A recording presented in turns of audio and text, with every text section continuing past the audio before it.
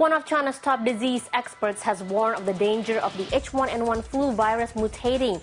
Chong Nanshan, who heads the Guangzhou Institute of Respiratory Diseases, says this is because the far deadlier H5N1 bird flu virus is endemic in the country. Chong said the presence of both viruses means they could mix and become a deadly hybrid with a high mortality rate that can transmit efficiently among humans. Meanwhile, China's National Influenza Center has reported 8 cases of mutated versions of the swine flu, but says drugs are still effective against the new strains. A spokesperson for the center said mutations are almost inevitable in influenza viruses. The UN AIDS chief says 50 million people in China are at risk from AIDS. Michelle Sidibe has urged the government to do more to reach out and work with vulnerable groups such as homosexuals, sex workers, migrant laborers, and drug users. The UN AIDS Executive Director said he chose China to launch the UN 2009 AIDS Epidemic Update, partly to push leaders to work with non-government groups who he said often have to operate unofficially in China. Sidibe is to launch a new public awareness campaign in Beijing on Friday, featuring Chinese NBA star Yao Ming. There are 320,000 confirmed HIV cases in China, but the government estimates over 740,000 people are HIV positive. China's top climate envoy has said his country will seek binding pollution targets for developed countries, but reject similar ones for developing countries. Speaking ahead of next month's Copenhagen International Climate Summit, Yu Qingtai said it was unfair for all countries to be required to play the same role in combating global warming. He pointed out that most of the environmental damage was caused by developed nations over the last 100 to 200 years. The December Climate Summit in Copenhagen aims to negotiate 2020 emissions reduction targets for industrial countries, and it will also ask developing countries to contribute by presenting detailed plans for how they will cut greenhouse gas emissions. China's State Administration of Foreign Exchange has issued new rules on individuals' transfers of foreign currency into its currency, the yuan.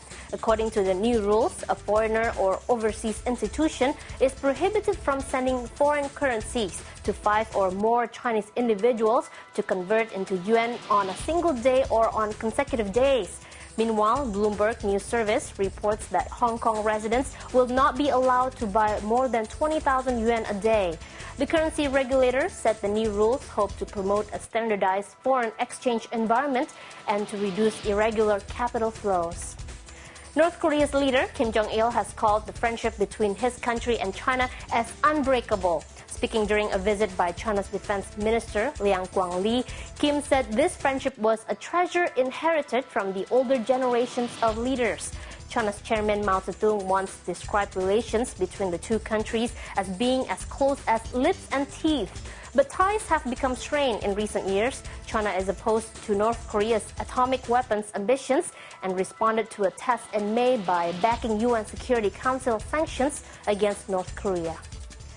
The United States is to impose up to 15% tariffs on certain imported Chinese steel pipes as sanctions for alleged unfair subsidies. The pipes are used to deliver oil and gas in the oil industry. The department said that from 2006 to 2008, imports of such pipes from China increased by over 200%. The business was valued at $2.6 billion last year. China has called the move protectionist and said it will take measures to seriously protect the interests of the domestic industry. In September, the United States announced it would slap duties on Chinese-made tires to protect the local U.S. industry, sparking the first major trade spat under Barack Obama's presidency. Poor visibility is delaying hundreds of domestic and international flights at Beijing Capital Airport following several days of air pollution. An airport statement attributed the poor visibility to what it called heavy fog that reduced visibility to as little as 50 yards. Flight delays, cancellations, and even road closures also were reported by state media in other parts of the country, some of which were blamed on locally poor visibility. In Beijing, official data has shown air quality readings of slightly polluted in recent days. However, an air quality index published on Twitter by the U.S. Embassy has shown long stretches of hazardous pollution levels over the same period. And that's the BON headlines for now, but we'll be back with more news after this.